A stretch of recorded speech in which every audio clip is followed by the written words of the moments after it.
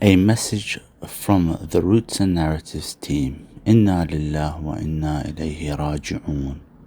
Surely we belong to Allah and to Him we shall return. This episode was pre-recorded before the passing away of Nebet's beloved father, Sayyid Saleh Al-Madani. As a team, we are deeply saddened by his loss, and we extend our heartfelt condolences to Nebet and her entire family during this difficult time. We kindly ask our viewers and listeners to keep him in your prayers and to read Surah Al-Fatiha in his memory. May Allah grant him mercy, forgive his sins, and bless him with the highest places in Jannah. From all of us at Roots and Narratives, thank you for your love, support, and understanding during these difficult times.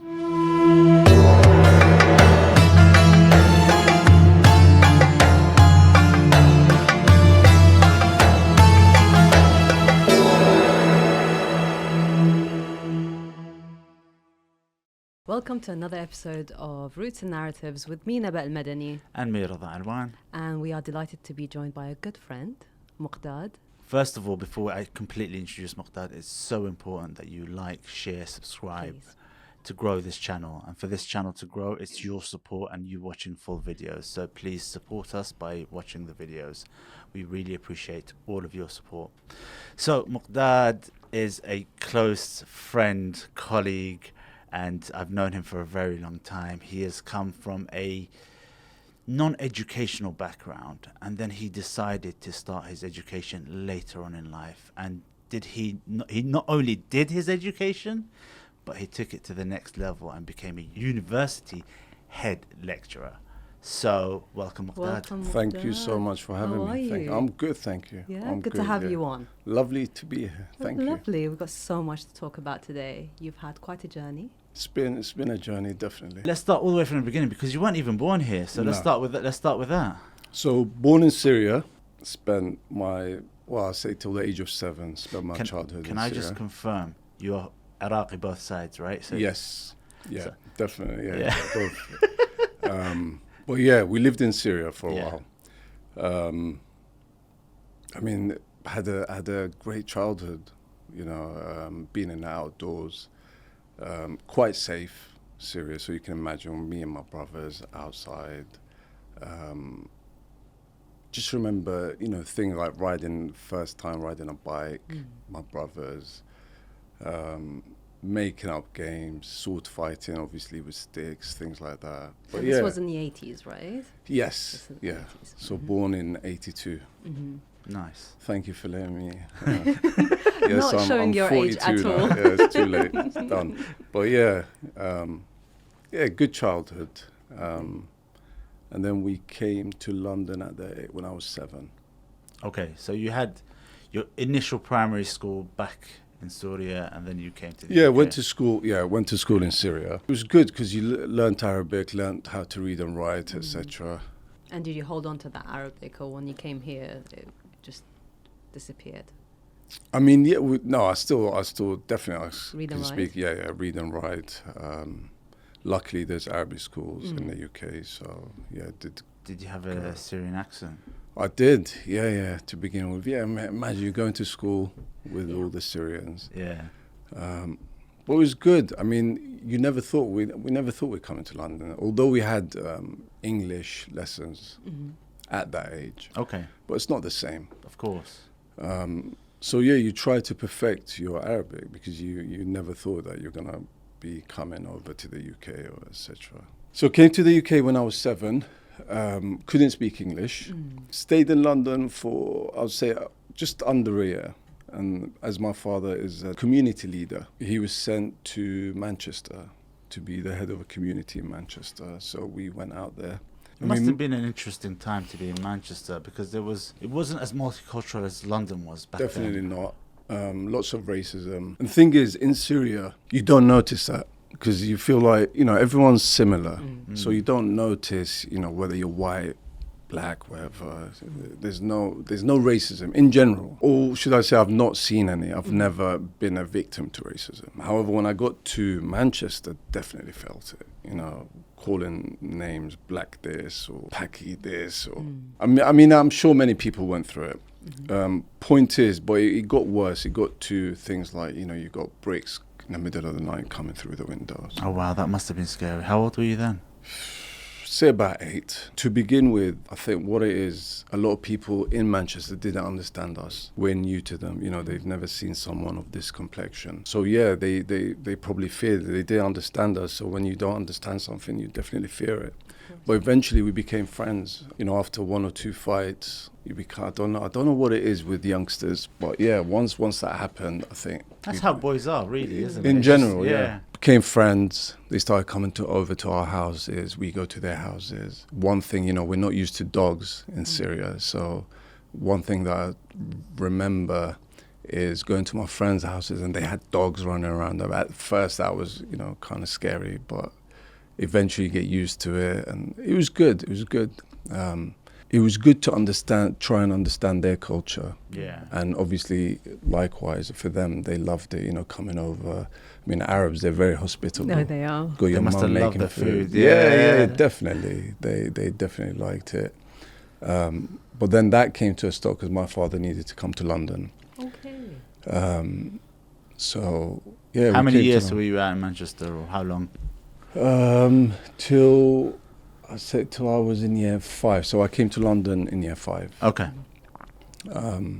Went to school in Manchester. I mean, the thing is the English language. We couldn't speak English. So definitely we had, it was a bit tough as youngsters, people talking to you, not understanding. There was a lot of sign language. Or taking them over, trying to show them what you wanted to do, etc. But as kids, we adapt. We do. We find a way of communicating. Yeah. And they have resilience. Kids have resilience. Yeah, and that's something that I've seen through many people that have come over here through different languages and working with different people and different, from Africa, from the Caribbeans, or people have a way of expressing themselves, and it's different, and it's fantastic to see how kids adapt. Yeah. Because even when our kids, I mean, my children, when they first went to school, they only spoke Arabic initially because we only spoke Arabic at home. So it's like, okay, I'm sending them to primary, it's like, how are they going to adapt? How are they going to fit in? I mean, don't get me wrong, they picked up the English very quickly because obviously we when they came back home, we went through the English, and you're just so resilient. You're just off the top of their head. Yeah. I mean, I remember things like, trying to communicate with the teachers. For them, they kind of, it's not struggling, but they were definitely supportive. They supported us. Did it help you having an older brother? Do you have 2 older brothers? I have 2 older brothers, so I'm the middle. Yeah, I have 2 older brothers, and 1 younger sister and a younger brother. And did you find that helpful, that having those brothers with you at school helped you? 100%, 100. We were a unit. That's all we had. I mean, even, living in Syria, we didn't have uncles and aunties, like when you go back to Iraq, which hopefully I'll get to and talk about. But we didn't understand that. Our mom, our aunties, it was just one unit. My mom, dad, and my brothers, and obviously my sister. So it was good. I mean, we used to hang around during, break or playtime, they used to call it. So yeah, we're always together. But eventually, slowly, as you make friends, then suddenly, you're seeing your sister with her group of friends, your brother with his, and we all had our own little groups of friends. And so then you came to London, and how was life like adjusting to London? It was difficult to begin with, purely because you've made your friends now. You've as a young, we're young. You kind of, you think you're established in terms of your network of friends, your study. You're starting to get to know the environment, the local area, etc. So coming to London, I would say it was a little bit difficult to begin with, purely because I think London was different. It was busy. Suddenly, you're seeing different communities in London compared to Manchester. Manchester was predominantly English, white. London, now you've got the African communities, Jamaican, Pakistani, Bangladesh, you name it, you've got everyone. And it was something that we weren't exposed to. Okay. as young, so, if you look from Syria all the way to Manchester, we weren't exposed to that as kids. But it was good. I mean, it was good to understand the different cultures, different religions. You got, in school, I remember, I went to Anson Primary School. And, they teach you about, Judaism, they're teaching you about Christianity, Hinduism, and things we weren't exposed to. Because as youngsters, all we knew about was Islam. But like in school, I mean, there are struggles, there are issues, and, you just get on with it and you continue your life. Yeah. I mean, you get on, you slowly start making your friends. I mean, we had 1 or 2 Iraqis in Anson Primary School. We made it fun. I mentioned earlier the story of when we used to go to assembly. And I remember we used to sneak out. There was a bunch of girls that we didn't get on with. So we thought, how do we get them back? So went snuck to, we had a pond in the school. I don't know if they still have it, but yeah, we took out a few frogs and we put them in their desks. So as they came out of the assembly, we straight away went back into the line. No one said anything. No one even noticed. And, the teacher was like, right, can everyone get their books out? And as they took it, you can imagine the frogs are jumping everywhere. So that we, like I said, we made it fun. And, you start to get to know everyone.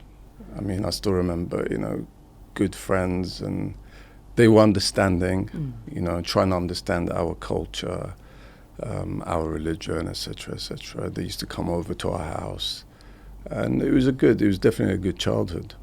Oh, fantastic. Brilliant. And what was secondary school like? Secondary school was tough, purely because we went to a secondary school that was in the midst of, I would say, some of the worst areas in London.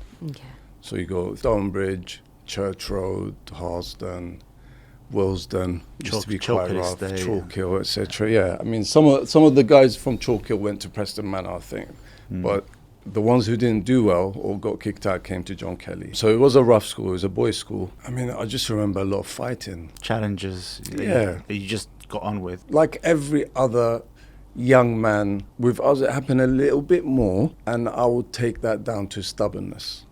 When you say it happened to you a little bit more, what are you referring to? The fights. I think it was, I won't say, it was on a monthly basis or a weekly. It depends. But you don't know what you got. Every day was a new day.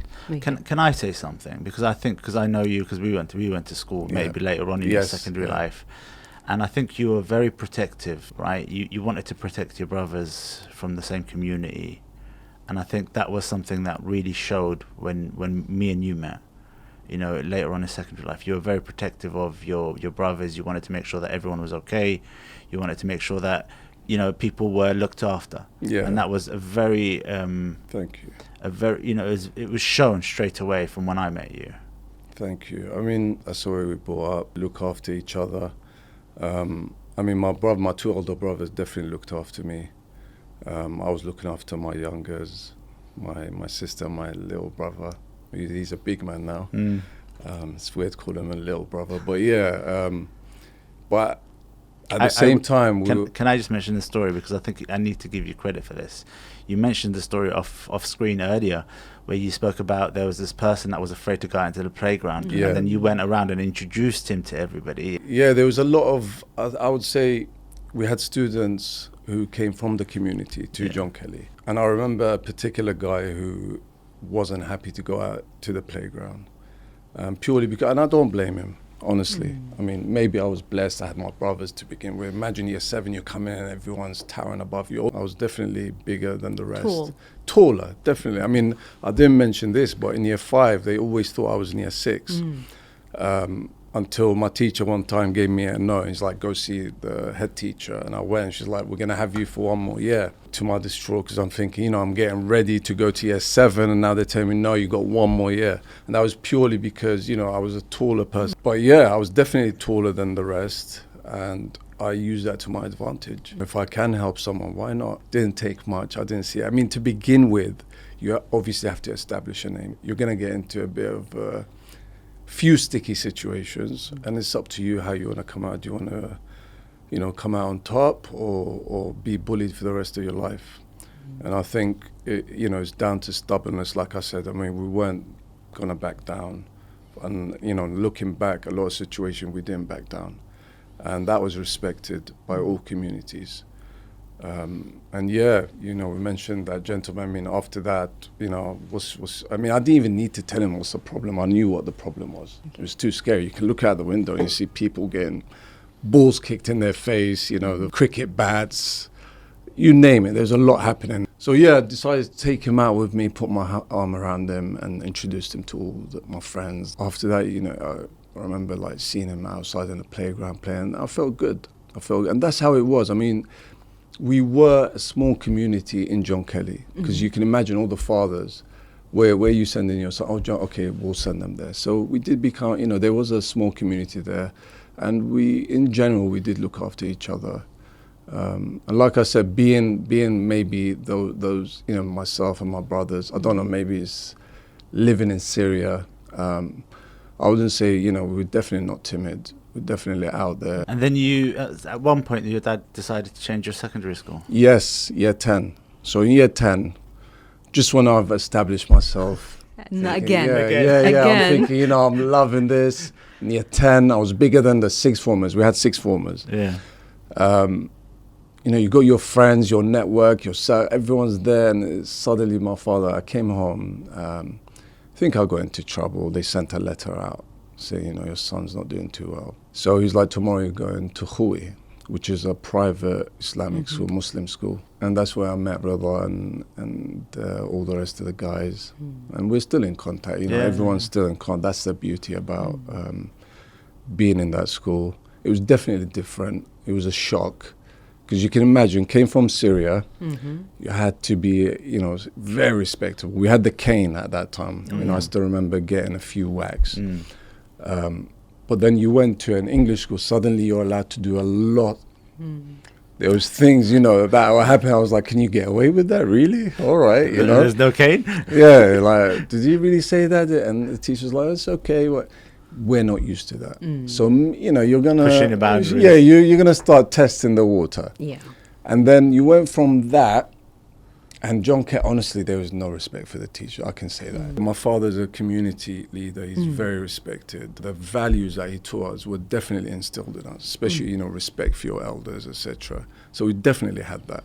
You know, sometimes, even in John Kelly, I really mean it. I mean, there was a situation when the teacher would be like, you know, Mugdad, sort this guy out, you know. Like, yeah, or, you know, you're in the class and, you know, you're telling everyone to be quiet. You're controlling the classroom. Okay. You know, and I don't want to be disrespectful to the teachers, but some came in and they had no clue what they were walking into. You know, you got, no one's listening, paper. I mean, the teacher saw it. If I can come in and survive, whereby no one's going to punch me or stab me or... Oh, wow. Yeah, it was awful. That's enough for me. They're getting paid, they're getting their paycheck. No offense, to all the teachers out there. Do you know what it reminds me of? It reminds me of that movie. Dangerous Minds. Dangerous Minds, yeah, that's it. Yeah. What's that? I've not seen it. Oh, then you need to watch it. Yeah, Dangerous Minds is a teacher that goes into a school where it's deprived kids that have come from a gang life, and it was literally survival of the fittest, and there were like different gangs in the same class. The different gangs in the same class were like, you know, they were at heads with each other, but the teacher managed to get them. Oh wow. Okay. Yeah, get them all back together, all working together, and, you know, working. I mean, a few people died, you know, because gang life is what gang life is in America. It's an American movie, but yeah, and it was an interesting film. But it was survival of the fittest. It was. I mean, it was like that. It was like that, what you mentioned. You know, there was lots of gangs. And it was horrible. It wasn't an environment where you can go and study. It was an environment where you needed to go to survive. Yeah. Okay? So you choose. What do you want to do? Do you want to be robbed? Do you want your lunch money taken away? You know, some people go home with no jackets, no trainers. I really mean it. It was awful. But then you came to Khui. But then I came to Khui and it was different. You got people standing up in the classroom. Everyone's predominantly from the same background. I would say, you know, you had the odd Pakistani, but it was mostly Iraqi. But I still see it as a blessing because I got to see the different cultures. You know, there was things where I was invited to my friend's house. He was Jamaican. things we didn't understand, because obviously we come from, both mothers, father, mostly, mothers, fathers, family unit. He was an only child, single mother. I remember he invited us for his birthday. And going down, I remember his mom came around 6:30. We were already there, and then she saw us. Well, what are you guys doing? It's my, we're here for your son's birthday. And she's like, ooh. And even as a youngster, I remember this because, I realized that she thought, oh crap, I just forgot my son's birthday. Then she took her bag, put her jacket, and she's like, I'll be back in 5 minutes. She went, and then out of nowhere, she came back, and there was a cake suddenly appeared with but to see that, of course, it's going to hurt. To see these humans who are in the, put in, one bed, bloody studio. Yeah. I don't know what it was, but it definitely eye-opening. Yeah, because we weren't exposed to all of that. So to see all of that, you definitely feel something in your heart. You want to help them, you want to be their friend, you want to be there for them. And you want to give them a community. Definitely. Well. Just be there for them. Yeah. Because I don't think it's right that anyone should be living in that kind of environment. And we wonder why do they go into drugs or gangs, or because they're trying to maybe give a better life to their mothers or their fathers. Yeah. Okay, no, it's not easy watching. I don't want to see my mum, going through, coming back late.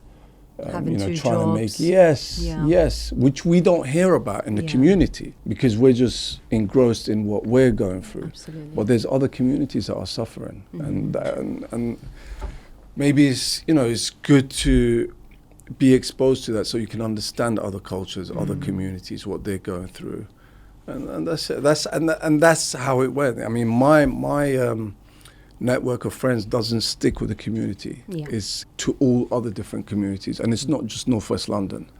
I have friends in South, East, North, even outside of London, Birmingham, Manchester, from all sorts of communities, and I believe that's a blessing. But I went off again as usual. Not at all. No. I think you asked a question. Yeah, about Khoury school. Yeah. Khoury was good. I don't fault it. It's definitely different. Okay, they need to sort out a few things, which I don't want to go into. But in general, it was definitely a good school. I managed to get my GCSEs there. Well done. In John Kay, the teacher's like, Mugdad, you're doing really well. You're predicted a D. Really? At the time, I didn't think much of it. Now that I'm older, I'm thinking, how could the nerve, you should be pushing your students to do well. A D ain't going to get me anywhere in life. But anyway, went there, great bunch of students. We still had a few jokes. Yeah, we did. I remember the fire extinguishers and getting everyone wetted during wudu. And you can get away with it because they were doing wudu. So always find a way. But listen, if anybody's watching from the school, it wasn't me. I can't mention names. No names. No. But it was good. It was fun. We still learned. We had fun. But we still learned. Definitely. Like I said, we came out with GCSEs. Well done. And did that stop? So GCSE, got your GCSE, and were you thinking, I can't go further? Or No, did you want to go No, further? I wanted to go further. So I went to college. I went to 2 colleges. Started with Harrow. Okay. Did A-level. I think it was biology, chemistry, psychology at the time. Wasted my time. I can honestly say that. And then went to Westminster. Westminster got into a fight with a local gang there. As you came out, you got Ladbroke Grove, Lessing Green, you got all these different gangs out there. I came from Northwest London, again, stubbornness. But things, I don't know, as a youngster, things escalate very fast. And it turned into a fight. I remember security trying to help me out because I was myself and 2 other friends, Iraqi friends, who I didn't even expect them to do anything, but well done to them. I'll never forget them because they did jump in and help me out. But security was like, you need to go. And I was like, I'm not going. You can see everyone, wanting to jump out and attack. And I was telling the okay, let them come. Obviously nervous, but I was not backing down. it kicked off, and unfortunately I had to leave the college. So yeah, went to College of Northwest London, finished my studies there. After completing my studies, I tried university. So I tried Metropolitan University, where I did biomedical degree. Okay. Didn't get far, did like half a year, left it. Didn't fancy the lab coats. I remember my parents weren't happy, so the following year I did a biochemistry degree. I think it was South Bank University at the time. So yeah, again, didn't do too well. So I thought education's not for me. Let me try something different. So went into various things. I was a dental technician. Okay. Yeah, for all the dentists out there. Speaking of dentists, by the way, since we mentioned, I would like to dedicate this podcast to a good brother of mine, Haidar Rahim. The reason I say that, we used to always call him doctor. He said, I'm not a doctor, I'm a dentist, Habibi. All the dentists say we're doctor. He was so humble. So Allah rahmah, if whoever listens to this, I mean, if you can read Surah Al-Fatiha for him. And since, you know, we are reading Surah Al-Fatiha, I also dedicate it to Sayyid Fadl Milani, who was my teacher. A good man in the community. You know, we talk about the community and you say, you know, some people were a bit harsh, etc. But they were good people. Inspirational people. Inspirational. Very, very Sayyid good. Fadl was a pillar in the community. Unreal. Yeah. Unreal. Because, you know, we used to go in and not many used to show respect in the sense that, you know, they see you as the bad kids. He never saw that. He'd always show us love, welcoming, and you want to go, you want to turn up. Yeah. Not for him, just to show him that, you know, we're there for you. Tried different things, went into business, and then I managed to own a shop. It was a restaurant, and I had the whole building at the age of 24. So yeah, I had a restaurant at the bottom with 2 flats upstairs, doing really well, but it wasn't enough. You know, I wanted more. I was seeing friends. I mean, I was hanging around with friends that were older than me, you know, and they used to complain. And when I say older, I mean 5, 6 years older. Listen to their stories. You know, if only we studied, if only we did this. You know, you got people from back home, because now we're in contact with people from back home, family, etc. And they think, you know, if only we can come back and study. The blessing of studying. Yeah. And the thing is, when you're young, you don't understand those blessings. No, definitely not. And that kind of, you know, seeds are in the back. So in the back of my heart, I always why did I finish? Why did I study? I mean, there's a story where I had a friend and we were sitting down. He committed a small crime. So he was meant to be sentenced, I think for a year or so. He went down the mental health route, mentally disturbed, blah, blah, whatever he came up with. He managed, you know, he's a bit funny like that, yeah. So the judge said, right, he doesn't need to go to prison, he needs to go to a mental institute. So I remember he went in and he was like, you know, I'm waking up in the morning having breakfast with 90-year-old women thinking they're Michael Jackson. It was just mayhem. He was like, you know, people doing the moonwalk, all sorts, as you can imagine. So he calls up a few of our friends like, listen, I need to do a run, I need to escape from this place. So yeah, man, he managed to escape. Did a runner. You can imagine the guy. They don't have security, but you got people there trying to chase him. Run. Yeah, literally. I mean, he didn't even open the door. He told them, open the window, I'm jumping in. Wallah, no joke. Wow. So yeah, he managed to get away, and then, you know, a few months later, we have a fugitive, by the way. No, legend says he's still running away, but no. He went back, I think, after he turned himself in and managed to say, look, I've recovered. Anyway, I think he went and did his sentence. But the point is, you know, you're seeing different things. You're seeing guys who are getting into trouble, seeing guys who are saying, I wish we studied, I wish, you know, we did this differently.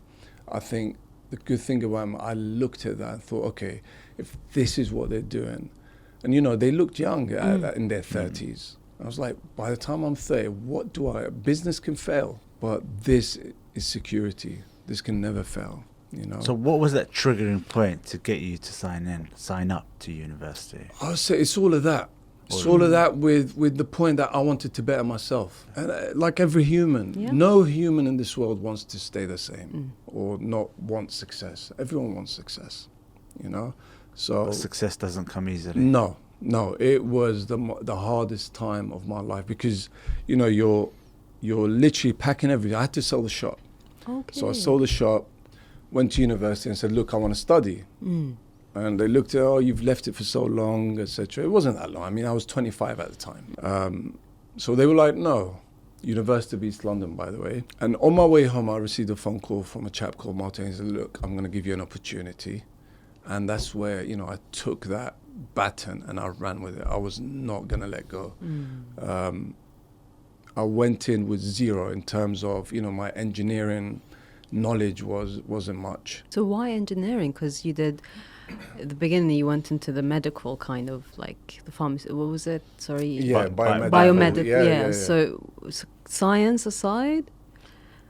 And then really? engineering? Yeah. I What mean, happened? I looked at, before I did my degree, I was like, what shall I do? Right, I got a prospectus. And I looked at jobs which are guaranteed, or degrees which guarantee jobs. And I remember looking at surveying and mapping science, which is a branch of civil engineering. And, you're guaranteed jobs, and they're talking about salary. I was like, okay, at least if I finish, I got something. So that's purely the reason. And I didn't want to go too heavy on the civil side because of my background. So I thought, take it. And I think it's the best thing I did. But it can't have been easy. It wasn't. Walking in different environment, suddenly you went from business to academia. And I'm You're guessing 25. I thought everyone's younger than me. I don't want to be, I had that in me. But I think it was good. I mean, I was on a mission. Honest to God, I really mean it. I was a guy on a mission and no one's going to stop me. No one. I was waking up, showing up. I'd go and I was quiet. I was probably the first time in my life the quietest person in the lecture hall. Purely because I didn't know much. And I thought, I don't want to sound silly. I don't want to sound, just stay quiet and try and absorb as much as I can and call it a day. But slowly, day after day, things were building. Things were building up. I was building confidence. The engineering jargon. So slowly, you feel better. I mean, I wasn't the best in terms, especially during my first degree. All I was like, let me just do it. I just want to fit by all means necessary.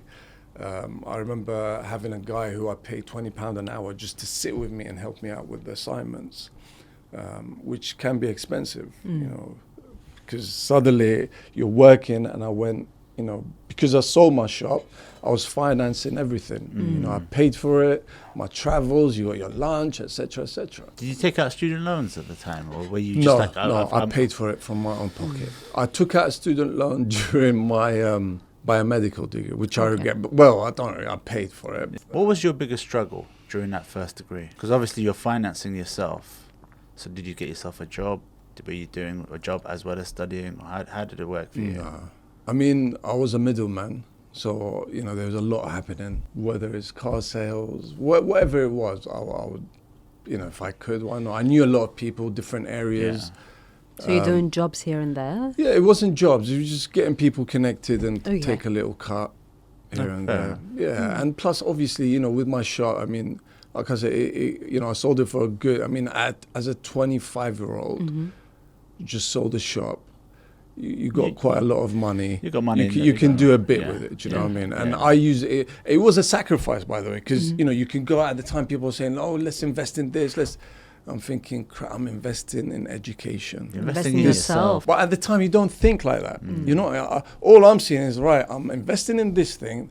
This thing better bloody pay off. I had a friend, I won't forget, he still owes me a Range Rover. He goes, Mugdad, if you finish your degree, I'm buying you. Wallah, no joke. I'm buying you a Range Rover. And then when I called him after finishing my degree, he goes, yeah, but I didn't say what reg. Let me ask you about mum and dad. At the time, they were supportive, to say the least. They loved it. Every day I'm getting up, going to university. I can imagine the smile on your mum's face. Oh, yeah. It means the world. When your mother telling you, Radhi annak, it feels good. Finished my degree, and then I'm thinking, right, now I need to get myself into work. It was difficult. You mentioned difficulties, no one's opening up doors. Everyone's like, no, sorry, etc. Anyway, so I was told by a friend of mine, why don't you try shadowing? Never heard of such a thing. So I was like, right, let me make some phone calls. So went on, on the internet at the time and just looking at companies, calling up companies, kind of many of them were very dismissive. We don't do such a thing, and I can understand why. Health insurance, etc., etc. Health There's a and lot. safety, yeah, absolutely. There was a company, one particular company, that said, "Look, we don't do such a thing as shadowing, but we are recruiting. So why don't you come and join us next week for an interview?" Oh, fantastic. Yeah. Which, door just just that opened. was exciting. I was like, whoa, something might happen here, Luckily, I did pay attention at university.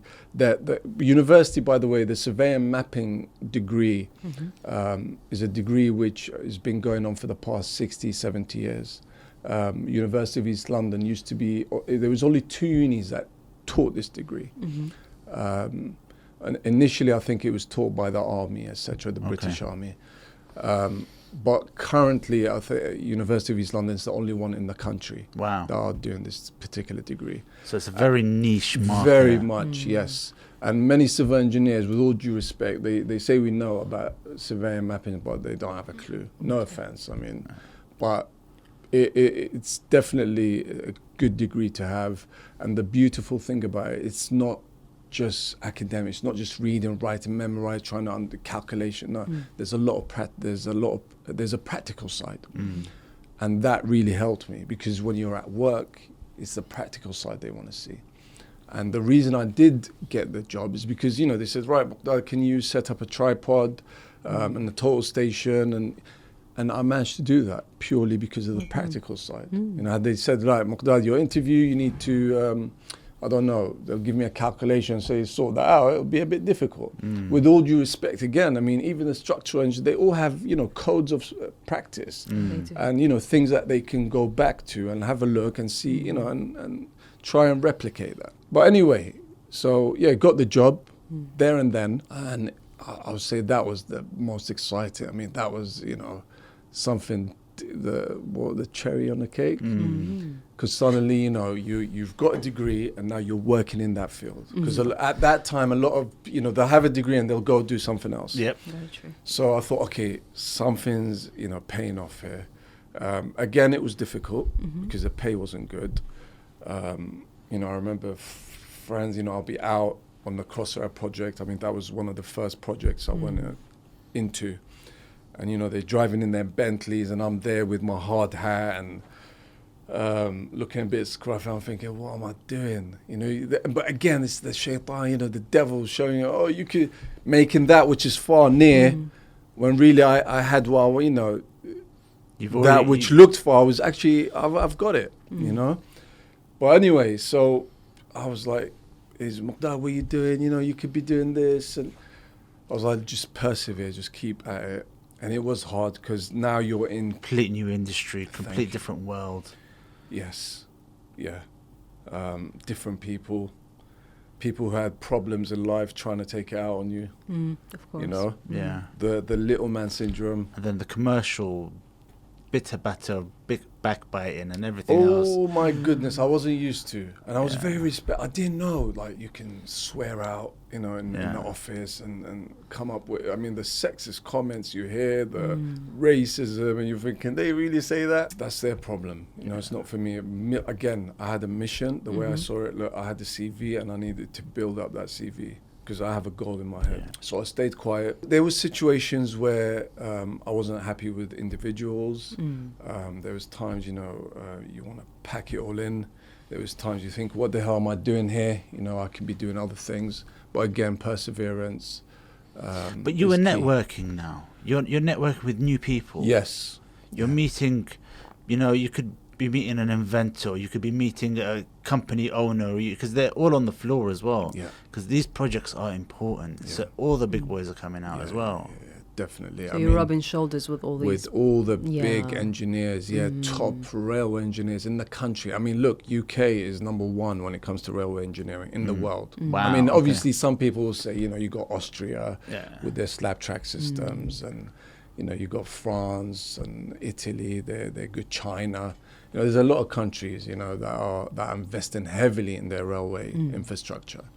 To be considered as a world-class country, you need an efficient and a sustainable railway system. And that's why the Middle East right now, sorry, we're going off topic, they're really now starting to invest in They their are infrastructure. heavily. I just come back from Oman. I mean, Oman now are looking, to invest in their railway infrastructure, which is amazing. I mean, at the time, I mean, I didn't even know what I wanted to specialize in, by the way, because you just finished that. Yeah. But sooner or later, I mean, I saw myself just every project I was on was railway orientated. So I went from there to London Underground. And again, you're working with a different team. It was track partnership between London Underground and Balfour Beatty. Right. By then I was working for Balfour Beatty. And again, meeting all the best engineers, in Balfour's top, I would say world class, yes. That have been doing it since they were young.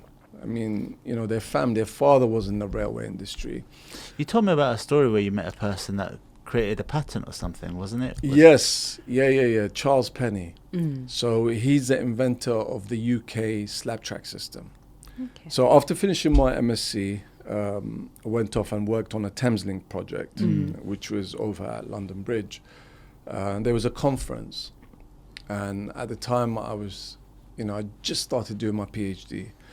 And in the first phase of PhD, you need to start doing research, reading a lot, journals, papers, whatever it is, so you can have some sort of idea what you want to do. And there was a conference, went over to Birmingham, and fashionably late, walked in, just sat random next to this gentleman. And I remember my jacket falling off. And he's like, "Young man, you need to look after your clothes," or whatever. Anyway, said some sort of joke. But point is, after the conference finished, he gave me his card, and I looked at it and I was like, Charles Penny. And I've read about him, obviously. So I looked at him and I was like, "Are you the Charles Penny?" And he smiled. He's like, "Why? Do you know about it?" I was like, "Of course I do." And I told him about all the different papers and what he's come up with and what I want to do. He was a celebrity in a different sense. He was an inventor, someone you've read about, and suddenly you're meeting this person. So it's definitely exciting. On my way home from Birmingham, I was on the train. I was like, right, what I want to do is look at his system and compare it with another system. And I thought, why not look at the Germans, because they have their own slab track system. And by the way, for anyone that don't know what slab track is, it's basically, if you go on the London Underground or most railways, you'll see crushed rock, which is a ballast. And you have the rails and the lateral beams, which we call sleepers. With the slab track, it's not like that. It's just a continuous concrete pavement with you got the sleepers embedded into the concrete, and then the rails sitting. Obviously, there's a fastening system, etc. So I was like, all right, let me compare these two slab track systems, and called up Charles. I said, "Look, Charles, this is what I want to do." He was very happy to help in terms of giving me certain classified, I would say, information regarding his patent. And I used a finite element software, Abacus, to compare. So basically, it's a software which allows you to model these systems and then allow you to, in layman's terms, induce stresses into the system to replicate what a wheel would do, and just to see how they perform under stress, under different loadings, different speeds. Because obviously, when it's heavy, the slab track system performs in a different way. In terms of how it degrades. So there's a lot of things which we needed to look at. I conducted a few parametric studies. It was different. Different in the sense that now you're the researcher, you're the one that's trying to come up with something novel. Although I had supervisors, they kind of left me to it. Can I ask you a question, because it's really intriguing? You're now working, and you're doing your master's or you're doing your PhD. So when did you have that time to study and work, and how did that? Good question, Rilla. I was working, so Balfour Beatty allowed me to work night shifts. So I'd be working at nights, and then daytime I'd go to study. Wow. I mean, with MSc and MSc was like twice a week. With your PhD, I needed to show up once a week. Okay. So to save time, I mean, sometimes, railway, when you're in the railway industry, sometimes you're working 7 days a week. You got 5 days in the office, 2 days on site to make sure everything's going on smoothly. So yes, to save time, sometimes I'll go into the university. I'll stay I mean, the security used to come and say, "You need to get the hell out." You know, "Oh, please give me just 5." You know, the usual. Obviously, they needed to go. They wanted to go home. But what I would do, because it was empty, so I'll go to the university, and every time you, so imagine I've simulated, you know, the 2 models. Now I need to Write your report. Exactly. Now that takes time. Yeah, sometimes it takes 2 hours. And you know, you can't be sitting twiddling your thumbs thinking, you know, let's wait for this to, you know, solve, and then I'll have a look at what's happened. So what I started doing is running different computers, because no one was there. So I'll do, you know, I don't know, for example, I'm looking at the different, what would happen at a speed of 300 miles per hour to this slab track system if it was at, you know, concrete thickness 250 mil. Yeah. So I'll run that on one computer. The other one, I'll increase the thickness and just do, you know, So all 10 computers. Wow. So Non-stop. Non-stop. Wow, Yeah. mashallah. but like you said, you had a goal, you had a mission, Yes. and there was nothing that was going to stop change. it, man. I wanted to get that done. Wanted to finish it. I always thought I was behind as well. Okay, looking at it, I mean, I was 25. I was still young. By the time I thought I'm behind, I need to keep moving, and that's something I tell all my students. Always keep moving. Don't be, you know, don't stand still. Because when you become idle and do nothing, that's when, you know, you go downhill. That's absolutely Keep true. moving, and things will slowly start to manifest. Yeah. And it did. It Did. did. Well done to you. Thank you. Well you. done to you. And look, I mean, I tell everyone, there was a point in my life I didn't know what I was going to be. Yeah. You know, I used to think, what am I going to do? What do I want to be? You know, you get all the animals. No idea. Don't know. I didn't have that. You know, some people say, "Arid al-Dictor." I didn't know. But slowly I was like, right, every project I was on is railway engineering. PhDs in railway engineering. So I slowly became a professional. So I felt myself, right now I'm a railway engineer. This is what I've become. In the term, I mean, how many Iraqis do you know that are railway? Not None. many. No. Even when I went to Iraq, I mean, we have a railway system, but it's outdated, and I think they really need to do something. And, you know, even I met with the Mustashar, the advisor to the Prime Minister, you know, about the railways, and went to the head of their railway, whatever organization they have out there. And they're definitely outdated. There's a lot of work that needs to be done. Inshallah, they'll get somewhere with it. I know Iraq is trying to. Yeah, they're trying. They're investing heavily in these new projects, and they're doing stuff. I mean, you've brought up Iraq, so it's a great time to switch over from the academia to talk about Iraq. Yeah. I mean, that must have been coming from your background and the community and your tribe, going out to Iraq and seeing all of that. That must have been interesting. It was great. It was great to know what tribe we were from. We come from a very big tribe in the south of Iraq. Originally we're from Amara, so what some people call the Marsh Arabs. We come from a tribe called Ashirat al-Frajat. That's my father's side. Maternal, my mother's side, she's half-half, so she's... paternal side, it's Jamala. Maternal is Al-Bahadli. Very well-known tribes. And Iraq is all about tribes, etc. So it was really good. I mean, before I got there, I told my father, look, I want to meet everyone. Obviously, you're not going to meet everyone. Of course. But he did do a jalsa. You know, the heads of the tribe came round, and it was really good. It was a fantastic experience. How did they receive you?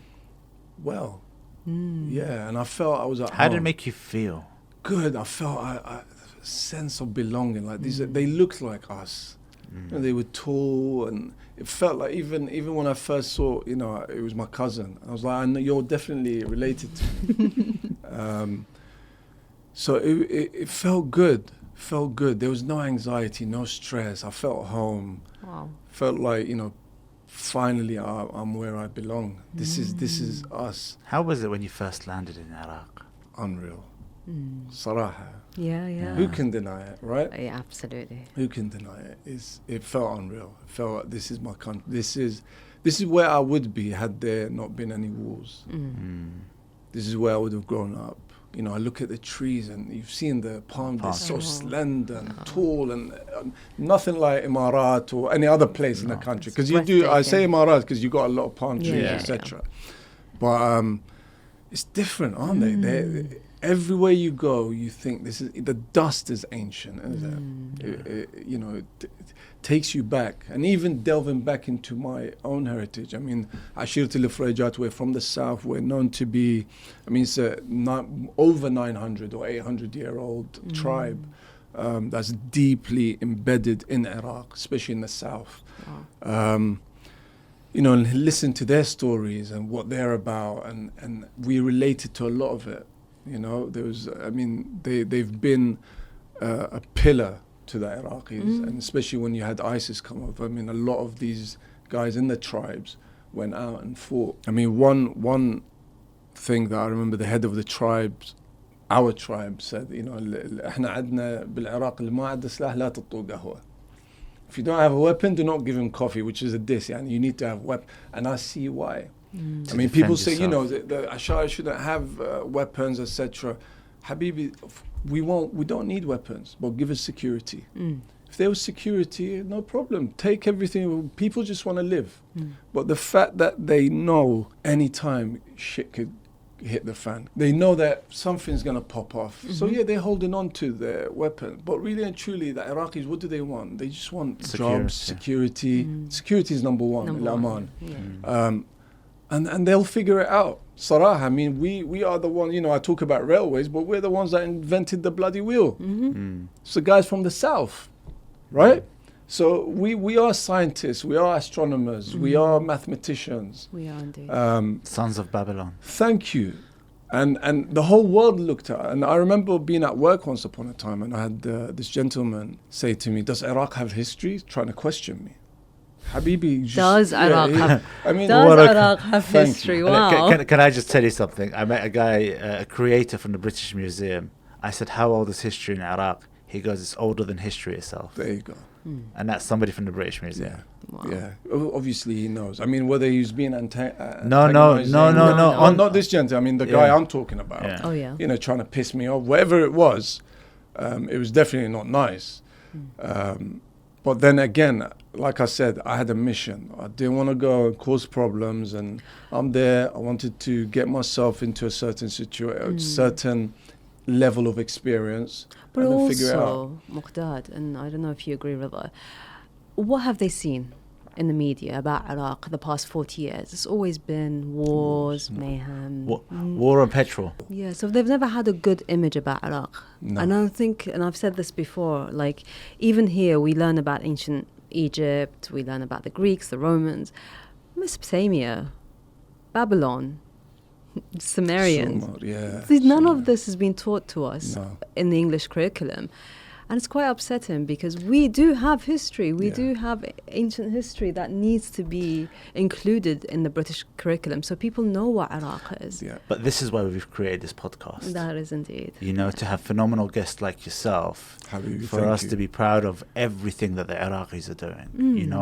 If you go back through our history, you go back through our culture, you go back through our time, we have been creating phenomenal things. And every single one of our guests that have been on with us, we have been extremely proud of. Absolutely. And we have been privileged to have them on this channel. And this channel is to promote Iraqis, to be proud of us, to show the rest of the world we are sons of Babylon, we have created greatness, and we are still doing it today. Yeah.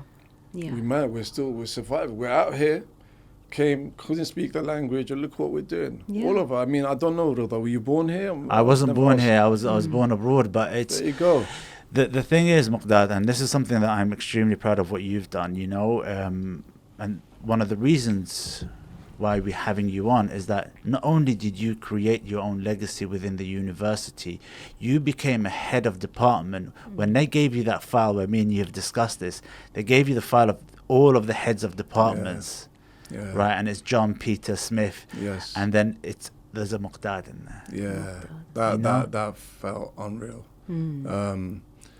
And I thank, the lecturers, remember I once studied at University of East London, so to go back and teach it was unreal. You know, to be in that lecture theatre where once upon a time I was that quiet guy at the back trying not to get noticed, to talk to everyone was phenomenal. It was unreal. I remember Richard, and I would like to thank Richard Latham, Peter Lakin, Brian Whiting, who were my lecturers, and now they're supporting me.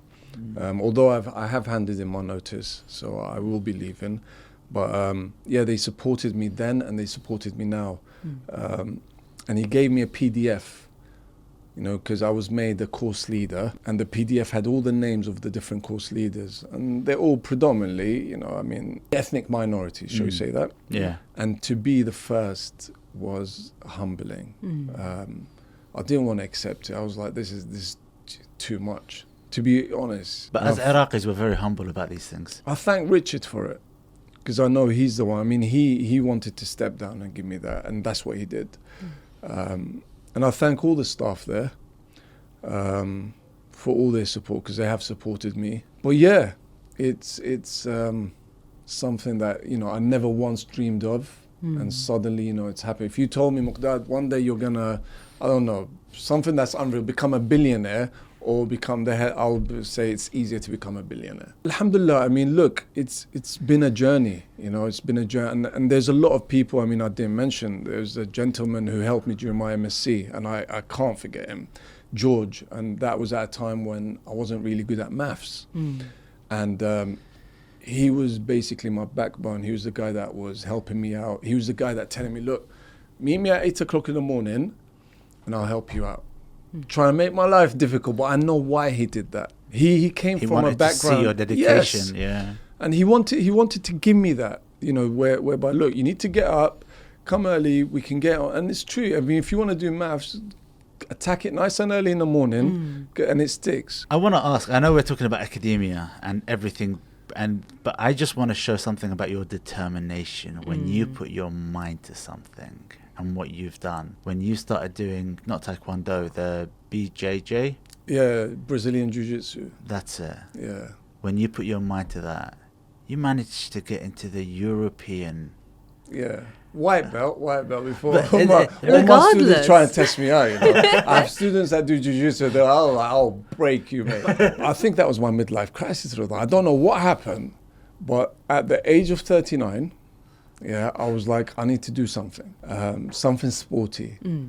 So initially I wanted to go to boxing, okay? Because I was doing boxing at the age of 18. I thought, let me revisit that. Let me go back into what I want to do now. I've established myself, I'm getting paid. Let's use my money wisely. Invest in yourself, as you mentioned, yeah? So I walked into the gym to do boxing. Sure, I see a few people, wrestling and doing these others. I was like, what's that? They were like, that's jiu-jitsu. I was like, I'd like to try it. SubhanAllah, I tried it, and then it turned to, from 1 day a week to 2 days to 3 days to suddenly falling in love with it. And next thing you know, my, at the time, the head coach, a huge respect to all the guys at London Shoot Fighters. One guy that needs to be on a podcast is Paul. He's the head coach there. Phenomenal guy, unreal. At the time, my jiu-jitsu coach, Ramal, Brazilian fella, who's like, you should go and compete. So went competed locally. I think I did like 2 competitions. And then there was a championship in France, European championship. And he's like, what do you think? I was like, all right, I'll give it a go. And went for it. It wasn't easy. But nothing is. No, it's not. It's nothing not. is. You have to work hard. That's the thing. Look, a lot of the youngsters think, something will pop up, or they'll dream about something and they think it'll manifest. Habibi, you have to get out, okay? And I tell my students, it's about your habits, okay? In life, through friends, whatever it is, you build bad habits, but then you need to counteract that with good habits, okay? And in order to get that, a lot of my students think, all right, sir, tomorrow, I'm going to do this. And no, Habibi, stick to one habit, okay? على قولة واحد, he's like, don't tell me about 10 good habits, stick to one habit and do that 10 times. Yeah, at the end of the day, stick to a nice habit. I mean, Rida, my maths wasn't the best. Yeah. So the habit that I picked up was, okay, Mugdad, I'm an engineer, I need to be good at mathematics. Went got myself a book and I thought every day I'll do a page. So I'll go in, do one page. Sometimes I didn't even want to do it, but I was like, I'll sit down. Just the fact that you sat down, that will change you. And slowly you go in, and everyone, that apple a day analogy. Apple a day can be like one page a day. No one's going to read a book, but 1 page a day.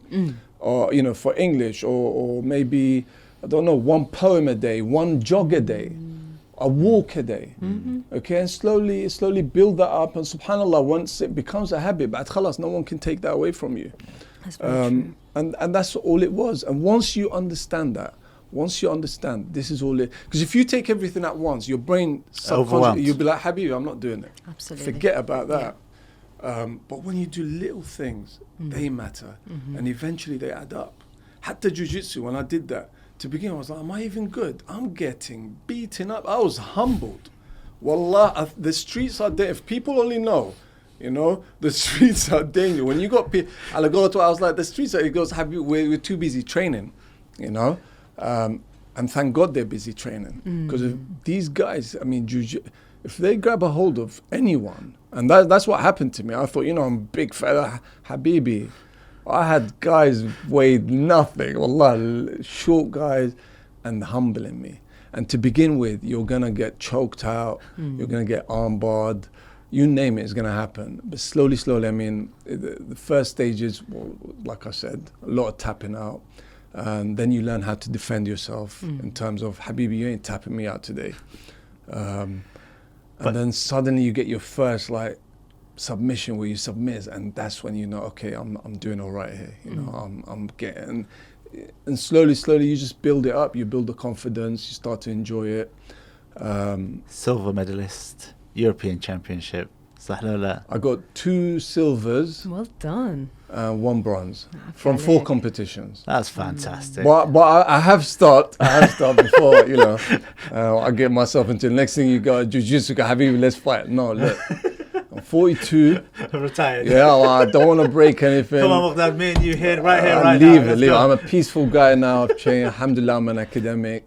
Well but I did that for myself, Sarah, just to see if I can still do it. Yeah. Push myself. Definitely a brilliant experience, and I encourage any youngster, anyone, whatever age. People say, wallah, there was guys in their 50s. And training with us. And like I said, it's humbling. There was, guys who are telling Mugdad, you are my family. This is the family we have. And that's all they do. They go to work, come back, and it keeps you away from the streets. It keeps you away from trouble, keeps you healthy, Obviously, you need to be careful. You don't want to break anything. I mean, during the competition, imagine I walked in, I'm about to compete. Got guys walking in with paramedics. They just got armbarred or... their arms dislocated, their legs, whatever it is. The point is, it is a dangerous sport. So definitely, during the European, I was like, what am I doing, Mugdad? You're a lecturer. Even my father's like, Habib, استاذ يعني بالجامعة شكو رايح تتعارك. I was like, Dad, I can't help it. For those people that didn't understand it, his dad told him that you're a university lecturer. What are you doing going to fight? Yeah. It's just... Yeah. Anyway, but I don't know what I was doing. You're talking about your parents. Yeah. How proud are they now of everything that you've achieved? Well, actually, let me change it before we go on to your parents. How proud are you? Alhamdulillah, definitely. I'm proud of the fact that I disregarded the naysayers, all the people that, all the guys that said I couldn't do it. I mean, if I can go back to the old Mugdad, the 25-year-old, the one who wasn't sure what he wanted, I would like to thank him. We've heard this from Snoop Dogg before. Yeah. But very powerful. It is powerful because, yes, if I didn't take that stance or, be firm and say, look, I'm going to go back, I'm going to study, I don't know where I would have been. It's weird because that Mugdad shaped the Mugdad now. And the Mugdad now is going to shape the 50-year-old Mugdad. Inshallah. And inshallah, and the 50 will, if Allah gives us life, I mean, we don't know what's going on. World is going a bit crazy. And I don't want to go political, you know, but I mean, as engineers, I have to say this, as engineers, we talk about sustainability and green buildings and, you know, efficient and carbon credits, you know, because we don't want to harm the environment. I mean, come on, with what's going on, the planes, the jets, the bombs, this is definitely harming the environment. We're harming the world. Forget human. If you don't want to think about humanity, think about the world. As a human being, I think definitely something needs to be done. But again, don't want to go into politics because this isn't a political.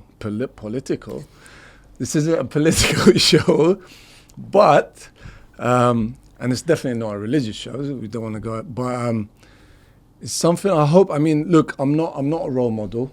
So for all the youngsters, please don't look at my life and think, I want to do what he's done or try and follow in my footsteps. No, follow in his footsteps for all of the good things that he's done. Exactly, Habibi. Well done for saying that. Because you've done some good, really, really good things. You have. Some good things, some harder. Thank you for that. And there's one quote that I always loved. The bee makes honey from the same flower a spider gets its poison.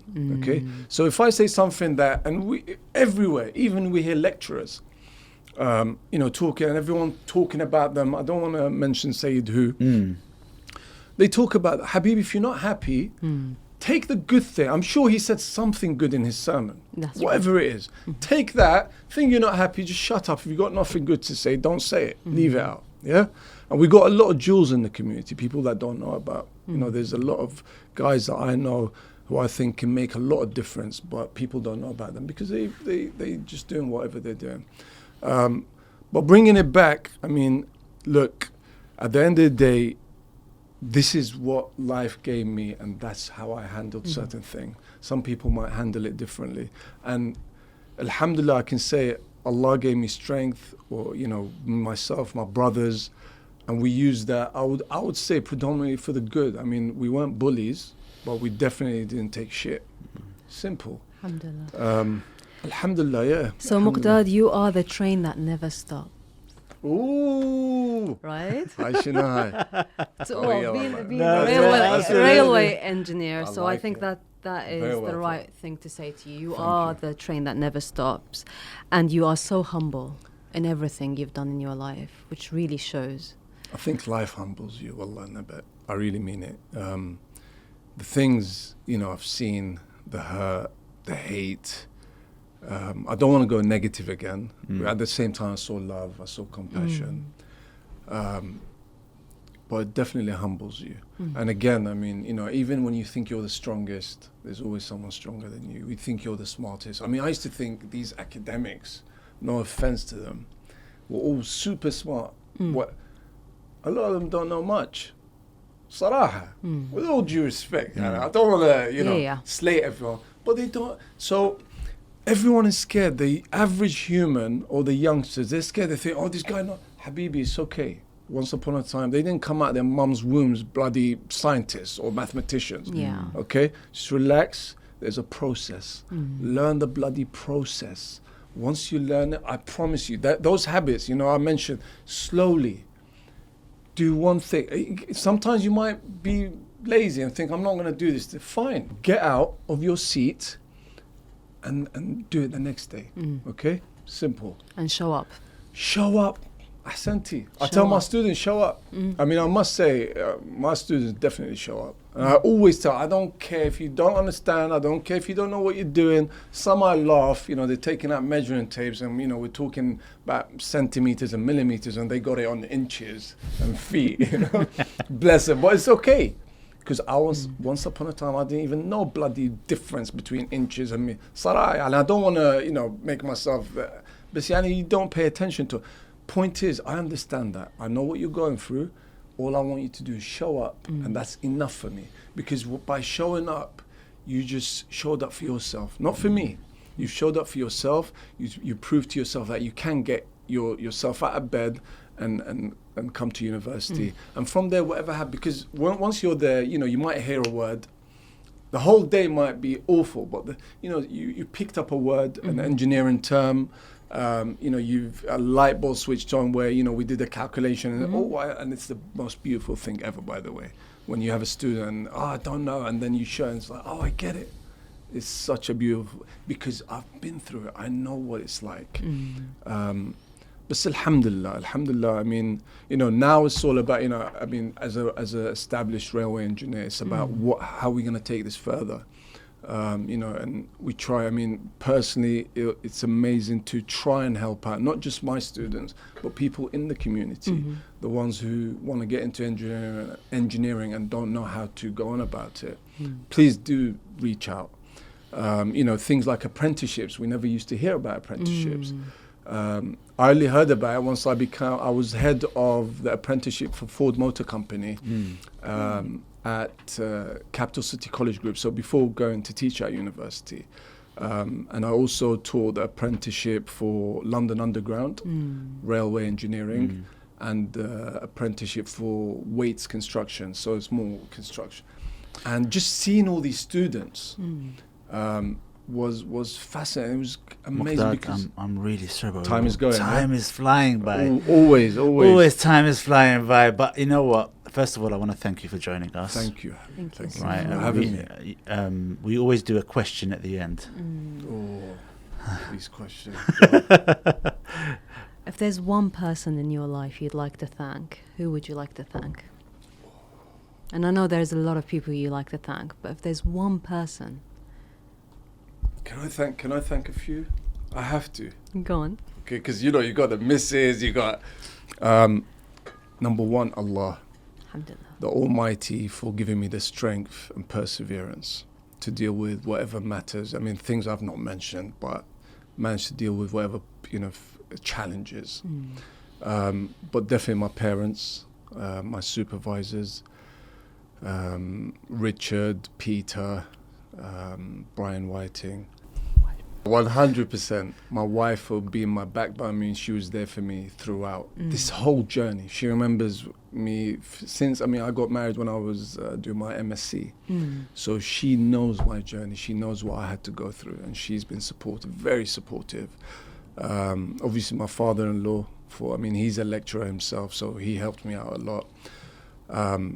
George Tanuri, lovely. Till today I see him, himself, his lovely missus, his kids. And that's the thing, you build relationships, don't you? All the team at Balfour Beatty, great team. It was an honor and a privilege to work with them. Wow, if we would have told you give us 10 people, what would you have done? yeah, exactly. The thing is, look, I know people say, you've done it, but Sarah, no, I did have people who were, I won't say, they're supporters, people who cheered for me. Yeah. Sarah, you can't forget them. Likes of Marion, you got Jonathan, who gave me that opportunity, Jonathan Wright, Molly, who, me and Molly didn't get on to begin with, but eventually we became really close friends and colleagues. Peter, Yang, all top engineers. Imagine you're alongside these guys. So again, sometimes I walk into work, I don't know what, I'm thinking, crap, I'm going to mess this thing up. A bridge is going to fall or something. Or in my case, a train will derail. But, you got all the support of these guys, to help you out. And it's I thank them for it. Of course, I have to. Otherwise, nakar jameel, right? No. Thank Well you. done to you. Thank Thank you. you. Thank you for joining us. Really appreciate Thank you for everything having me, you've done. Habib. Thank you for having me. Congratulations for everything that you've achieved. Thank you, mate. Phenomenal Thank you so work. much. Well done to you. Thank you. For all our followers, thank you so much for watching all the way through to the end. Please like, share and subscribe, and give it a good thumbs up for Mugdad and for everything that he's achieved.